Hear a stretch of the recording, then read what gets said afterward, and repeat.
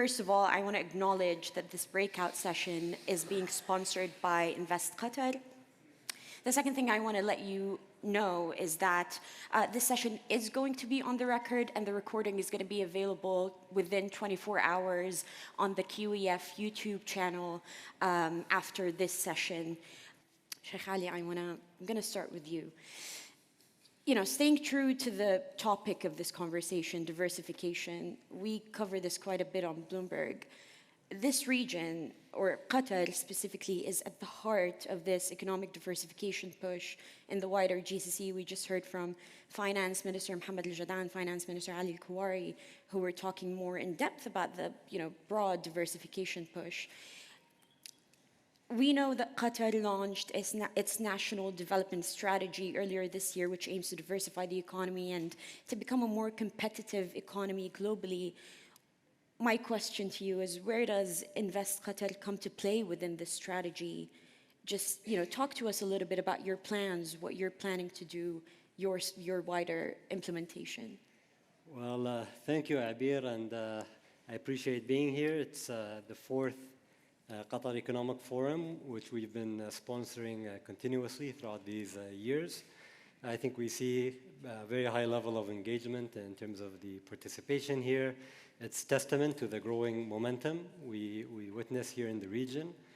To your question, I think when you look at diversification, diversification is a bit of a misnomer in some sense. If you look at it in terms of non-hydrocarbon GDP, then it just becomes a function of the oil price, right? If oil goes to zero, we're 100% diversified in that sense. So it is, and actually that a lot of thought has been kind of given to this question when it came to developing the national development strategy. And we look at the kind of a broad set of targets. It's not just, where we set a 4% target in terms of non-hydrocarbon GDP growth, but also, we look at increasing labor productivity. We look at increasing research and development spend to 1.5% in terms of as a share of our GDP. So we look at it in a kind of more of a multifaceted way, where we take into consideration various, kind of angles towards diversification. Back to non-hydrocarbon GDP. If you look at Qatar in 2008, when the Qatar National Vision was launched, our gross domestic product was around $68 billion. Around 65% was the hydrocarbon sector. Today, you're talking about over $230, $240 billion in terms of GDP, and 65% is non-hydrocarbon. So we have come a long way. But it's a key question. It's a question of how do you divert an economy from being a resource-driven economy to more of a human capital-driven economy. You see a number of economies throughout the world that can grow, and develop on the basis of their own human capital, which is kind of the reason why Qatar has invested significantly in education, in healthcare, in human capital specifically, and in creating an atmosphere to also attract and retain high-skilled talent in the wider region. And I think this kind of works towards our value proposition. Just picking up on a few points that you mentioned, and I'm trying to figure out a way to materialize this push. What sectors, or better yet, what companies would you like to see come to Doha? Are you in touch with any foreign companies, trying to bring them in, trying to sort of get them to establish here in Doha? No. So on the first part, in terms of sectors, I think the NDS sets out a number of growth sectors. Manufacturing, we see a massive momentum in terms of the number of investments as going into the manufacturing sector that works towards our competitive advantages when it comes to the competitiveness of our domestic energy supply, and also the sustainability profile of our energy supply. It's not just we have, say, one of the lowest costs in the region, but we have one of the cleanest energy profiles. It's 85% gas with carbon sequestration at the source, and 15% solar, which will grow to 30% by 2030. So that is an attractive, I think, attractive proposition for investors in the manufacturing space. Logistics, we can see the growth of Qatar Airways cargo now being the second largest air cargo fleet after FedEx globally. And that offers a massive competitive advantage for companies in the logistics space, whether they're in the pharmaceutical industry, freight forwarders, e-commerce, and it also is a massive enabler to the rest of the economy. ICT and technology, we look at it as an enabler. I mean, areas such as AI, when you think about the growth of artificial intelligence and cloud data centers, the demand for energy is going to be exponential, and this region has excess capacity and can definitely, I think, participate in this boom. And so, there are some resilience areas we're looking at, like agri-tech. Qatar has come a long way when it comes to our own food security, where today went from importing 85% of our food supply to now being exporters of certain food products in the dairy space and in other fields. So in general, I mean, we try to focus on areas where we feel we do have a competitive advantage and where we can actually build the right incentive structure to make these growth clusters grow. When you're to the second part in terms of which companies, I think we're pretty agnostic in terms of the size of businesses. I mean, later today we have an agreement with Boeing where they're expanding their presence to exceed 400 employees being based here in Qatar, operating from various areas such as R&D and also in maintaining some of the fleets and spare parts and also having a regional outlook to some of these services. And I mean, when you look at our panel, I think 2 out of the 3 guests are present in Qatar and they're expanding. So we're working on the 4th back there, but I think we're happy. I think we see a lot of startups as well who are looking to relocate and benefit off of the positioning of Qatar in the region and some of the incentives we provide to small to medium-sized industries. So we're very agnostic. I think what we look at is really how does this business contribute to our national development agenda. Right. And that's, I think, the key question. And how can they grow here sustainably and be, say, a net positive to our economy and our society as well. Santiago, moving over to you, Iberdrola looks at a very critical sort of field in this push of diversification, which is renewables. So can you talk to us a little bit about what you and what the governments can help you do, governments in this region can help you do to sort of accelerate this move towards renewable energy? And is it plausible that we might see it happen in a momentum over the next 5, 10, 15 years? Yes, thank you very much, first of all, for the invitation. Very happy to be part of this panel. Of course, we need to accelerate this. If it doesn't happen in 15 years, we're in a big problem. So, but let me first put that in context, because it's not only about building renewables. Getting to the net zero scenario by 2050, which is the Paris Agreement, needs 3 things. One is to build more renewables, yes. We have to multiply by 3 the quantity of renewables that we build each year. But the second one is networks. We forget always about electrical networks, but you need to build as many electrical networks as renewables in terms of investment. And the third thing, and this is critical, and I think it's very important for the region, you need to decarbonize the demand side. I explain myself. Only 20% of the demand right now is electrified. If you don't electrify the rest, going up to 60, 70%, you can build a lot of renewables, but there's no use, because at the end of the day, the demand depends on fossil fuels. So that means 2 very important sectors. One is transportation, so getting to have electrical vehicles and electrified transportation, that's critical. And the second one is industry, which is very important in the region, and in particular in Qatar. So industries like ammonia, methanol, steel, which are very important in the region and in particular in Qatar, we need to go towards this decarbonization, and that's a big challenge from a technology and from a financing perspective.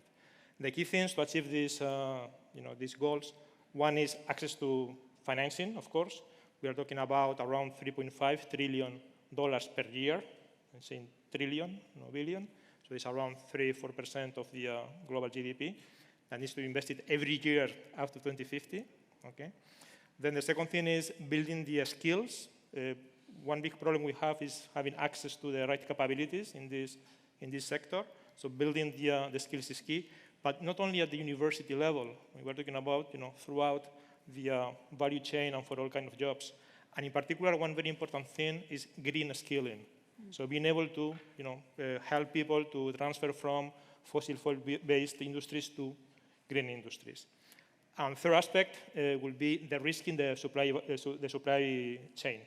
Right now, we need to multiply by, depending on the material, but can be between 3 times, 5 times, 15 times the production of different materials like steel, cement, lithium, cobalt, in order to bring about this energy transition. And this is a big challenge globally, which requires sustainable mining, making sure that manufacturing capacity is there, and so on. So, well, maybe that's enough for the 3 main challenges regarding the energy transition. Thank you for that. Saeeda, just, you operate in a slightly different sort of landscape, but, falls very much into this whole diversification topic that we're talking about.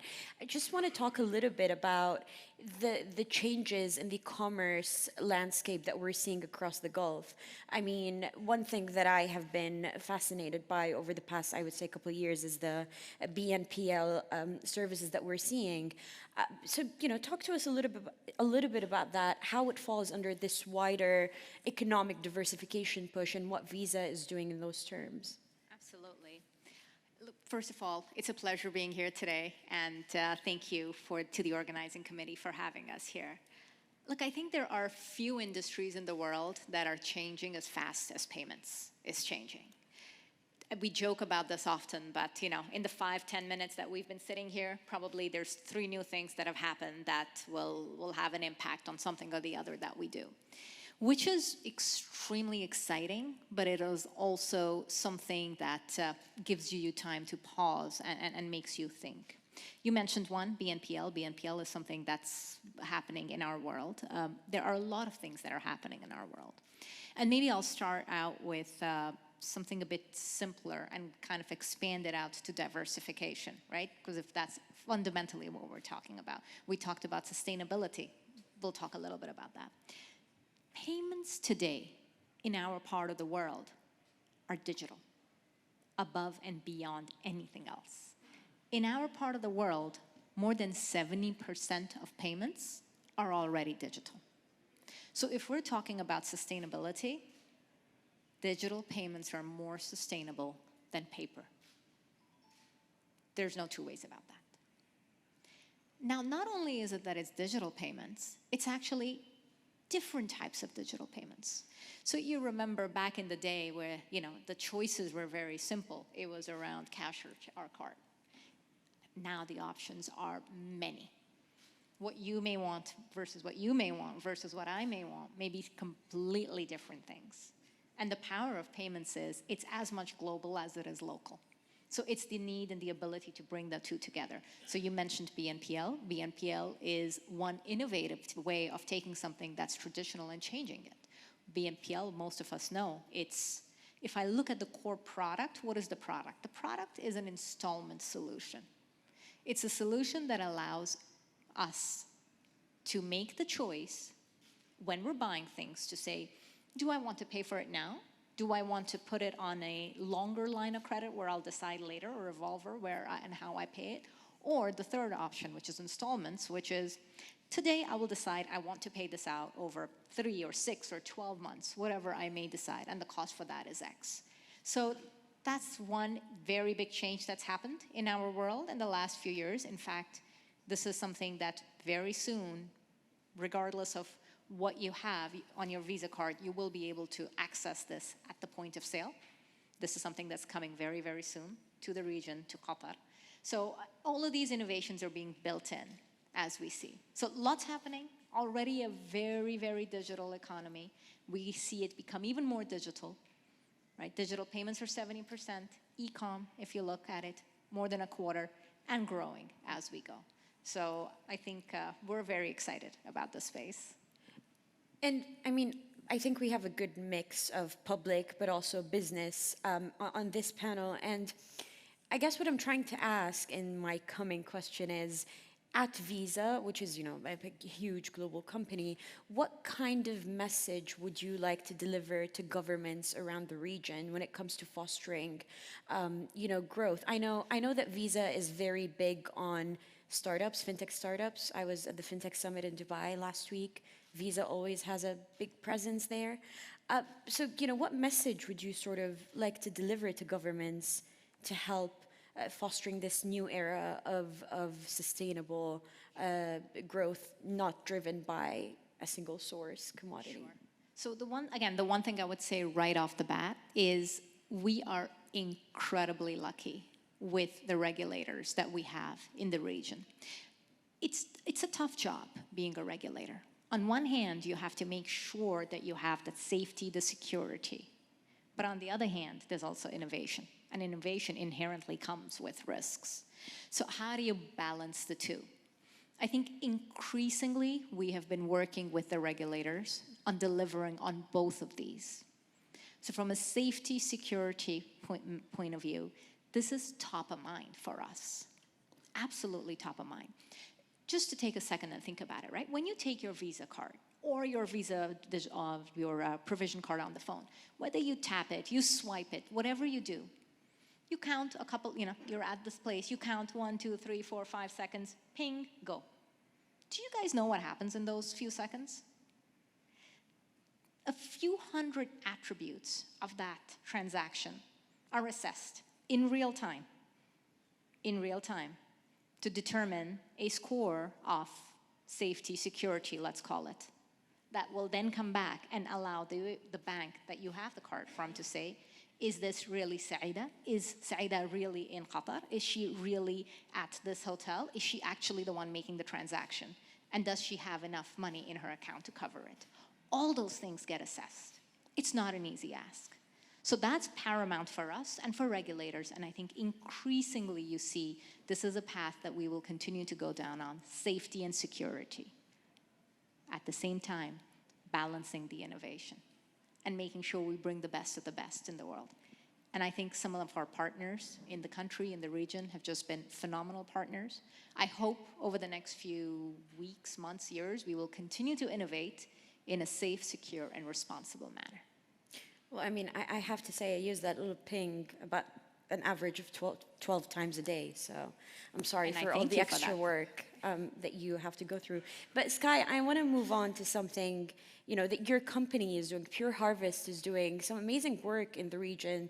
And we've spoken about it over the past week. We've spoken about it just now, the partnership that you have with, I have to say, one of my, favorite restaurants in Dubai. And it wasn't so long ago that we didn't think that what you're doing right now was impossible in the region, growing produce in this climate wasn't very believable if you were to tell me that 10, 15 years ago. But you're, in fact, doing this. So, again, my question to you would be, in addition to what I just asked Saeeda, which is, how can governments in this region help you grow your business, expand, and therefore help themselves foster this wider growth by, supporting companies such as yours? Well, a funny personal story on when I first told my wife's father, as we were dating at the time, that I was interested in leaving a promising technology private equity career to become a tomato farmer in the desert. He thought I was mad. I remember he told my wife, "You better double click on that one." It was thought impossible not to farm, but to farm profitably. And I think that's an important distinction. And because one of the pillars of sustainability in a business that people don't talk about enough is also profitability.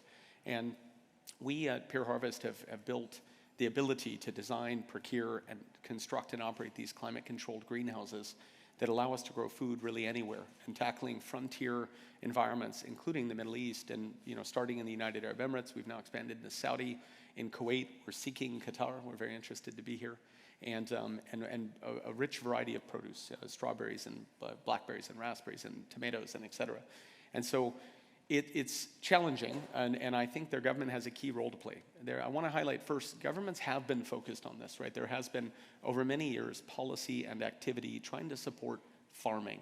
But if I'm honest, and I think many would say publicly, some of those policies were not always achieving the desired goals. They resulted in a farming system that inherently was very low tech. It used a tremendous amount of water, which I think is a big problem in the region everywhere, and now a resounding problem. I mean, the UAE, for example, may have 8 to 11 years of groundwater remaining. Similar dynamics in many countries in the region. So unfortunately, the historical efforts to drive food security and support farming as an important strategic sector also had an unintended consequence of exploiting a critical natural resource. Now, what we've tried to do is we use capital and technology, and then, of course, operating the farms, to flip that on its head. It's high capex, but very low opex for extremely high quality, safe, and sustainable produce. But to do so, it requires a couple of things. One, capital. And I think that's an area that governments can support. And there has been activity there, but particularly one government has been quite standout in that, and that's Saudi. The Agriculture Development Fund, founded in Saudi, provides a substantial portion of the capex needed in low-cost, long-term project financing, and there are not many similar vehicles around the region. And I wouldn't even say just this region, the world needs this, right? The water problem we're experiencing here isn't unique here. In fact, the only reason we're able to enjoy produce the way that we currently do is because the world treats water like it's free. Very rarely is water even considered or charged.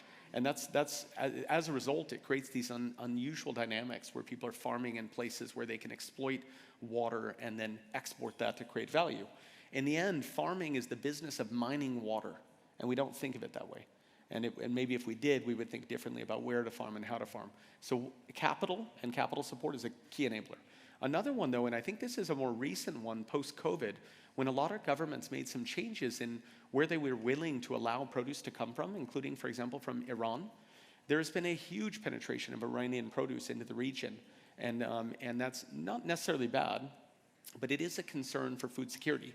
If a country wants to have a domestic farming sector, but then allows, essentially very, very low cost, possibly predatory pricing, because they're diving for dollars, right, for hard currency, that creates a dynamic that's very difficult for incumbent local farmers. Admittedly, we at Pure Harvest address that less.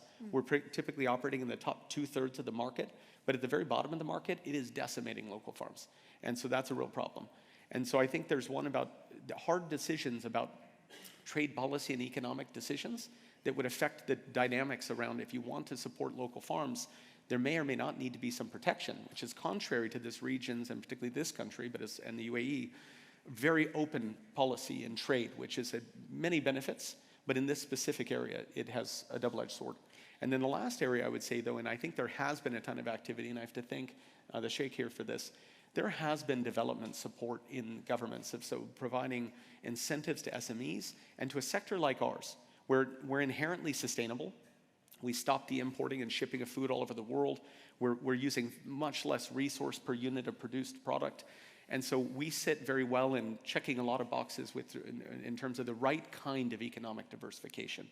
And so I think that we see a lot of activity and a lot of support there. I'd encourage it to continue, but I think it's also something that's made entrepreneurs and folks trying to press the frontier on what's possible excited about coming here, is that they see that accommodation, that support from organizations like yours. And so I think that's a real opportunity. But I think more can be done on capital and rethinking regulations, including around water, that to create the right, call it long-term incentives, and for these huge capital investments needed to really rebuild our food system and make possible a more sustainable food future. Okay, so capital and water regulations. And water and trade, right? The right trade interventions. Moving on to a question also for you about, if you're planning to expand into other regions, and I know that you've mentioned 3 GCC countries in your answer, but are you planning in expanding, into the wider Middle East, other countries? Absolutely, Abeer. We've now exhausted the capital we raised about 2 years ago, building several new assets and acquiring and retrofitting a few assets, and we are now targeting, we've actually formally, as of about a week ago, launched another capital raise. So those who invest in the region, please let me know if you're interested. We are raising a sizable amount of capital to build additional projects. We're going to be expanding. Right now, we export to Kuwait and to Qatar, or to Oman, I'm sorry. And yet we're going to be building a sizable project in Kuwait. We'll also be building in Singapore. The Singaporean government actually engaged with us about a food security initiative, wanting to be able to farm in their own borders to reduce their reliance on China and on Malaysia, which is are both huge importers, and also broadly build another industry, their own economic growth initiatives. And we're very excited to be partnering with them to be building a first ever flowering crop farm, which is very challenging to do in a high humidity environment. And we'll be building that. And then also we're acquiring a business in Morocco. Morocco is to Europe as Mexico is to America in supplying high quality, lower cost fresh produce. We see that as a huge opportunity.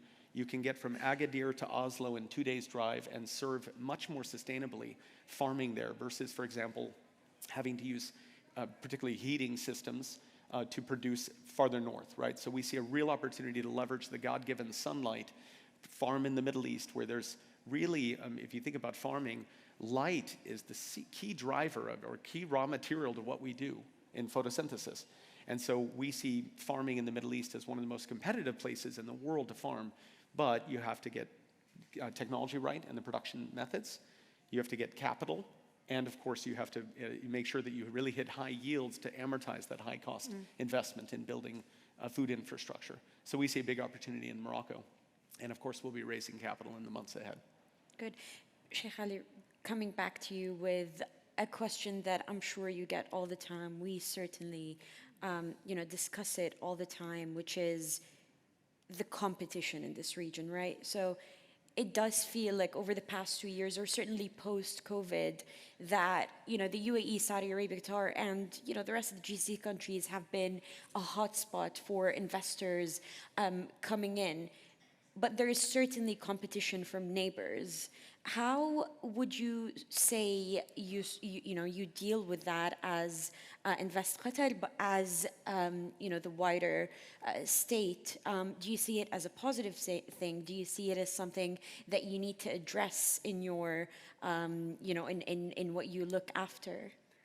Well, I get this question quite a lot, and I think simply a rising tide lifts all boats. I mean, to see the amount of economic development happening in Saudi Arabia and UAE, I think is positive for Qatar. I don't see this question really asked in, say, the context of Europe, right? Mm-hmm. I mean, you have competition, which can be very positive in terms of keeping countries, on pace when it comes to regulations and developing your market. But really, I mean, value chains extend across borders. Countries have competitive advantages that they that can be complementary, and that can be, I mean, mutually reinforcing. I think when you see Saudi Arabia building an automotive industry, it will require, a series of different inputs that can come, regionally. And so it is, I think, it is a win-win. Generally, I mean, we have seen, continuous growth. I think even in terms of businesses that say relocate. I mean, generally they look at, for example, they could have an R&D center in Qatar, but maybe manufacturing is more competitive to be in Saudi Arabia for different reasons. That's I think is a win-win for all. And if you look at between, say, Qatar and Saudi Arabia, trade balance has been growing exponentially. Qatar has a sizable trade surplus. And there are similar dynamics, I think, within the various GCC countries.